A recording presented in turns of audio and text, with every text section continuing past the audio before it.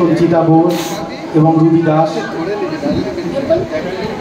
আর শ্রুতি নাটকের গানে আমাদের সঙ্গে সঙ্গত দেবে অসীম চক্রবর্তী, দেববাণী রায়। শুরু হচ্ছে শ্রুতি নাটক সিদ্ধি। শুরুতেই বলি, আমরা দেবাশিস দা ছাড়া আমরা সকলেই শিক্ষার্থী, অনেক ভুল ত্রুটি হবে, খুবই ভয়ে রয়েছি। বিশেষ করে সামনে একজন গুরুজন বসে রয়েছেন, চেষ্টা করছি মাত্র।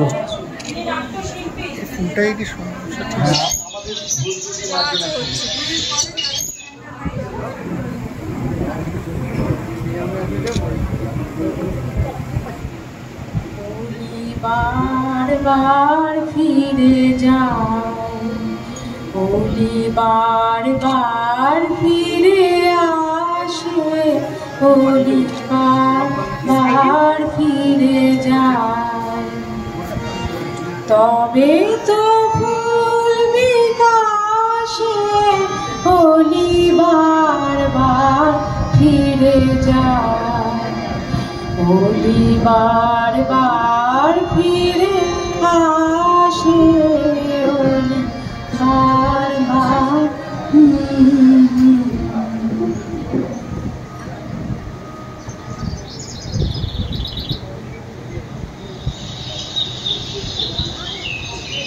সেই সকালবেলা পাখির ডাকে ঘুম ভেঙেছে। তারপর পাখিদের সাথী করে বেরিয়ে পড়েছি কাঠকুড়াতে। অবশেষে এই বন ওই বন ঘুরে এসে পৌঁছেছি নতুন এই বনে। কি ঘন এই জঙ্গল, আর আর কি মায়াময়। যাই, তাড়াতাড়ি কাঠ কুড়িয়ে সন্ধ্যের আগে বাড়ি ফিরতে হবে।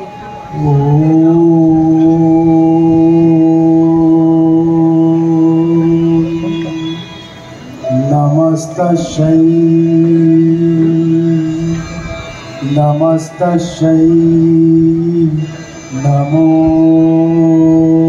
নমঃ। কে এই নিস্তব্ধ বনে?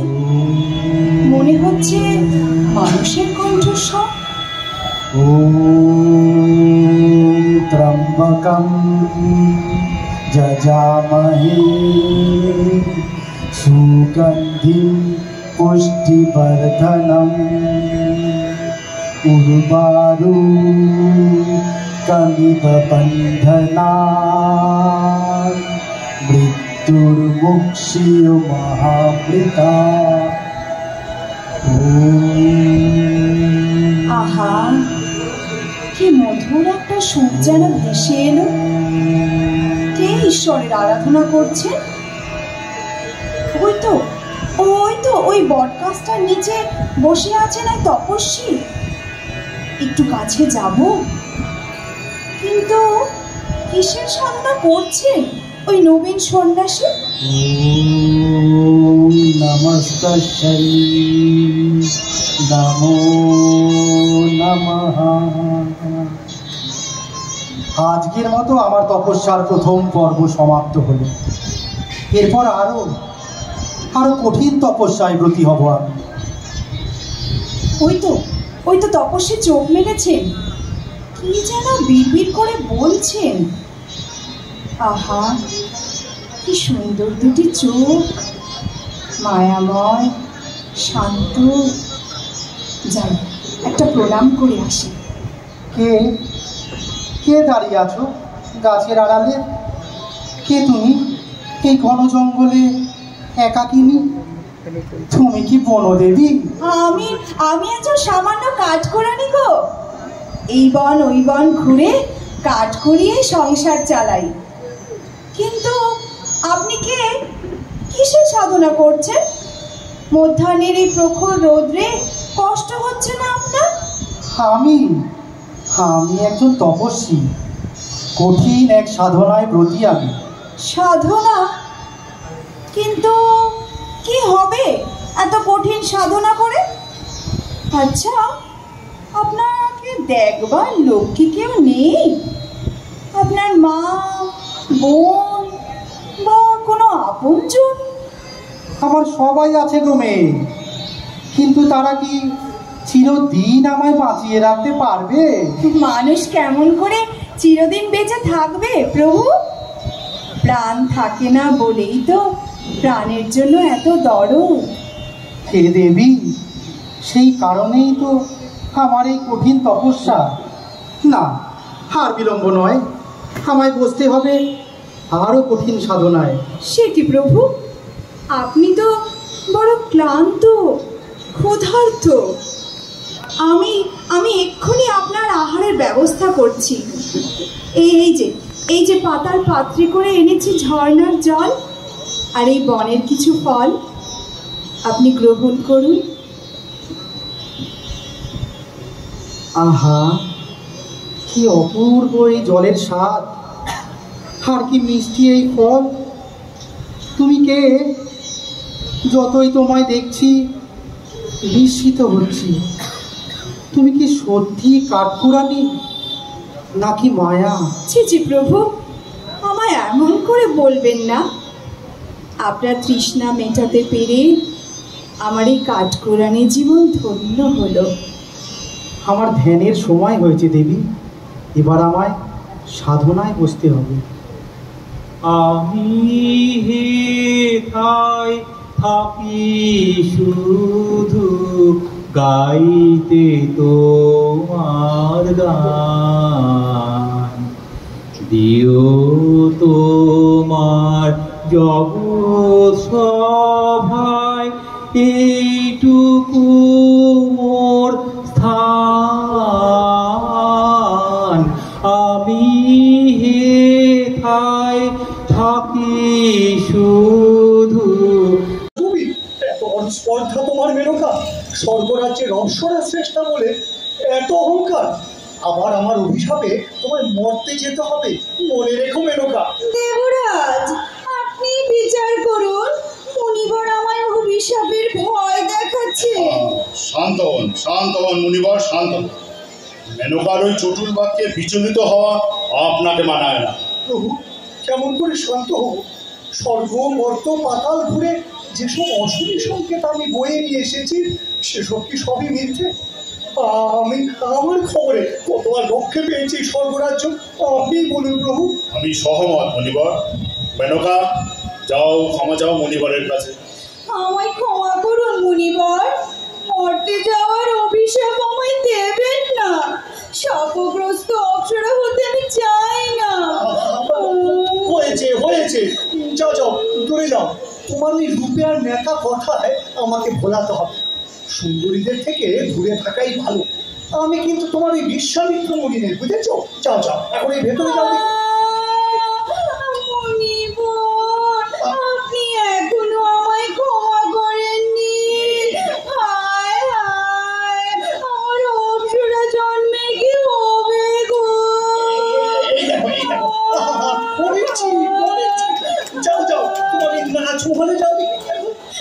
তবে যাই মুনিবর। এবার বলুন মুনিবর, কি গুরুত্বপূর্ণ সংবাদ নিয়ে এসেছেন?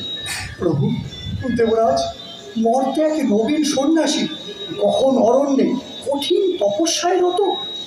সে কি তপস্বী কি চায়? তপস্বী তপ বলে এই স্বর্গরাজ্যের অধিকার চায় প্রভু। কি বলছেন মুনিবর? এ তো বড় দুশ্চিন্তার বিষয়।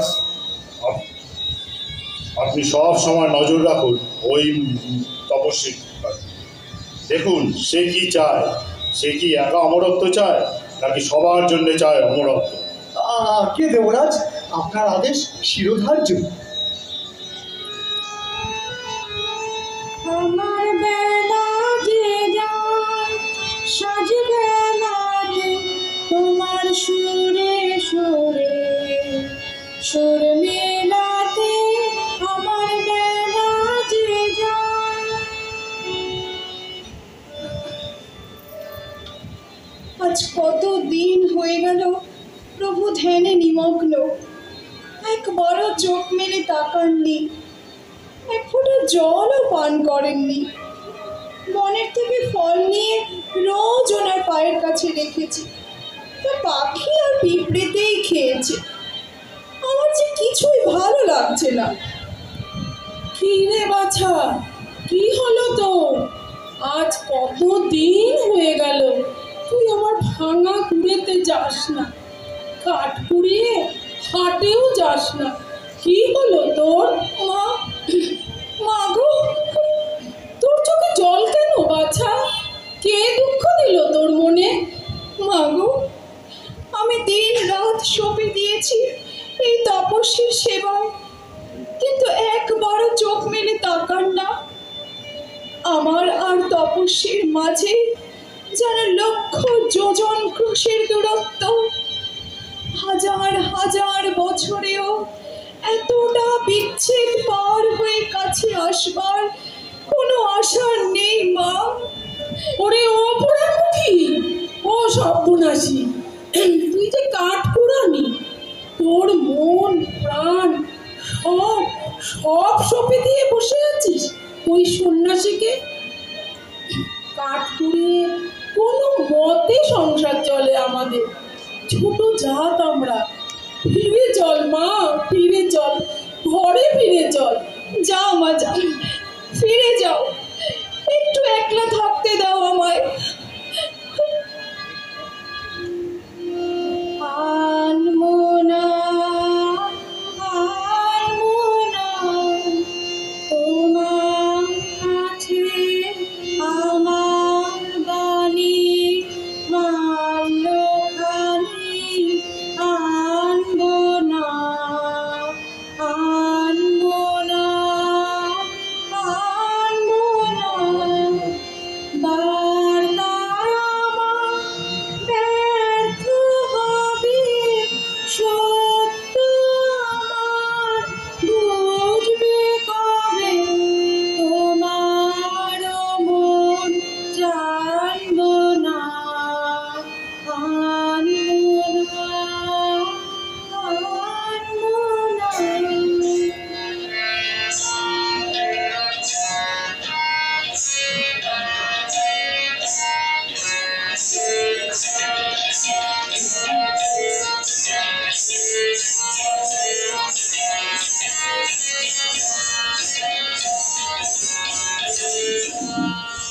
এ কি, তালটা কেটে গেল কেন?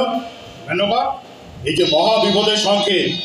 নারায়ণ, নারায়ণ, প্রভু মহাশঙ্করজি উপস্থিত। কি কি সমাচার মুনিবর? দেবরাজ, মর্তের ওই তরুণ তপস্বী ক্ষুধা তৃষ্ণা সব ত্যাগ করেছেন, ইহলোকের কামনা বাসনা সব জয় করতে চলেছেন প্রভু। সে কি চায়? প্রভু, ওই তপস্বী তপবলে সমস্ত মানুষের অমরত্বের অধিকার চায়, আর চায় আমাদের এই স্বর্গরাজ্য। এ তো মহাসংকট। দৈত্য স্বর্গ জয় করতে চেয়েছিল বাহুবল, তার সঙ্গে লড়াই চলেছিল। মানুষ কিনা স্বর্গ নিতে চায় দুঃখের বলে, তবে কি এক সামান্য মানবের কাছে হার মানতে হবে দেবতাদের? মানুষ আর দেবতার কোনো ভেদ থাকবে না। তাই তো প্রভু, আপনার কাছে ছুটে এসেছি। তবে তবে এখন কি উপায় মুনিবর? প্রভু, এই একজন আছে যে পারে আমাদের ওই তপস্বীর তপস্যা ভঙ্গ করতে। কে সে? কেন প্রভু, আমাদের এই অপ্সরা শ্রেষ্ঠা মেনকা। উত্তম প্রস্তাব। মেনকা, মেনকা। প্রণাম দেবরাজ, প্রণাম মুনিবর। মেনকা, তুমি এই স্বর্গরাজ্যের অপ্সরা শ্রেষ্ঠা। পূর্বে তুমি বিশ্বামিত্রের ধ্যান ভঙ্গ করে রক্ষা করেছিলে স্বর্গরাজ্য। আগে প্রভু। আবার যেতে হবে তোমাকে মর্তে। আবার? এই স্বর্গরাজ্যকে রক্ষা করার জন্য এক তরুণ তপস্বীর ধ্যান ভঙ্গ করতে হবে তোমায়। মেনকা, যাও, মর্তে যাও, তোমার ওই ছলা কলায় বশ করো ওই তপস্বীকে। দেবরাজ, আমায় মার্জনা করুন। আপনার আদেশ পালন করতে স্বর্গ, মর্ত, পাতাল যে কোনো স্থানে যেতে আমি প্রস্তুত, কিন্তু তার আগে আমার একটি প্রস্তাব আছে। কি সেই প্রস্তাব? সুররাজ, স্বর্গের অস্ত্রে মর্তের মানুষকে যদি পরাস্ত করেন, তবে তাতে স্বর্গের পরাভব। মানবের মরণবান কি মানবীর হাতে নেই? সেই কথা সত্য, কিন্তু কে সেই মানবী? কেন প্রভু, বনের ওই কাঠকুড়নি? তবে খবর দেওয়া হোক মদনদেবকে। আজ্ঞে মহারাজ, আমার কাজ সম্পূর্ণ। মদন পানে বনের কাঠপুর রেখে বানিয়ে দিয়েছি স্বর্গের অপ্সরা। ঘরেতে ভ্রমর এলো গুনগুনিয়ে, ঘরেতে ভ্রমর এলো গুনগুনিয়ে, আমারে তার কথা সে যাই শুনিয়ে, ঘরেতে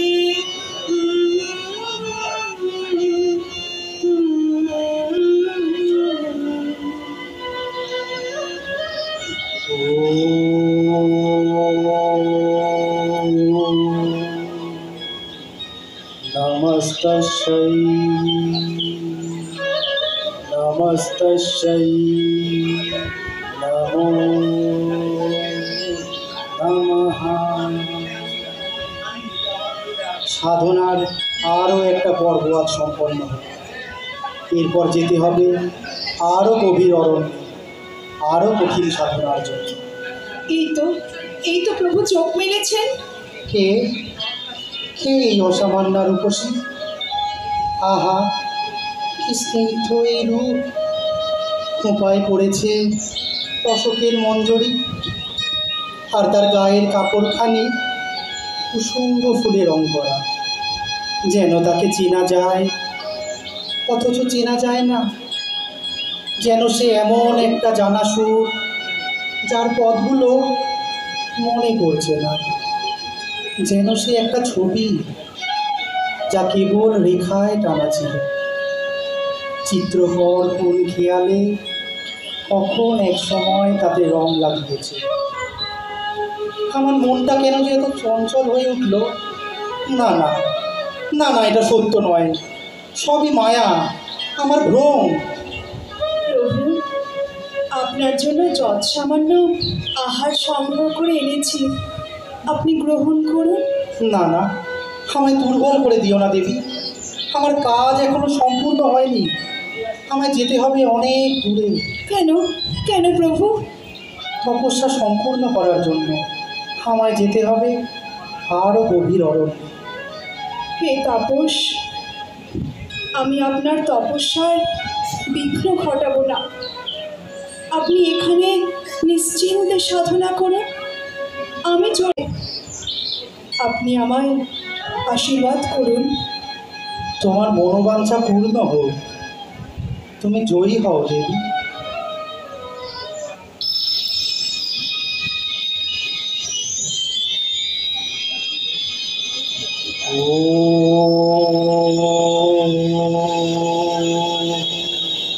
ত্রম্বকম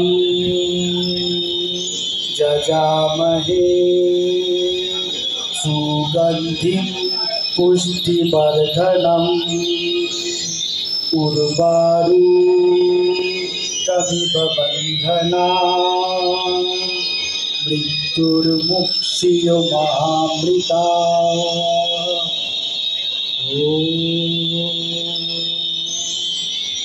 জয় হোক, জয় হোক।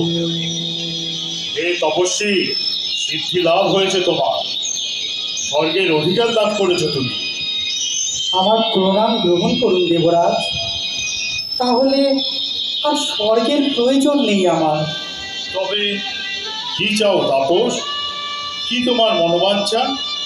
দেবরাজ, আমি চাই বনের ওই কাঠপুরানিতে, ওই মর্তই আমার স্বর্গ। তথাস্তু। জয় হোক প্রেমের, অমর হোক তোমাদের ভালোবাসা। জয়